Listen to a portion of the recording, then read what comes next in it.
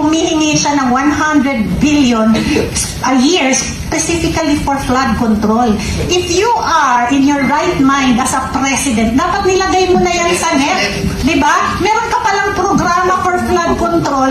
Bakit mo isasubmit after the submission of the NEP? It's so preposterous for a president. Kaya sinasabi namin, you do not know what is your task as a president of the Republic of the Philippines because the power of the purse belongs to you. Why? You are the first proponent of the whole budget and you are the approving officer of the whole budget.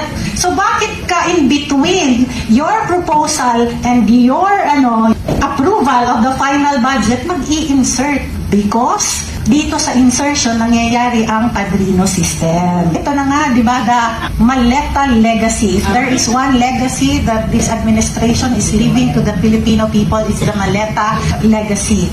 Bakit nga ba napakahalaga na dapat hinihir ng Blue Ribbon Committee ang Maleta?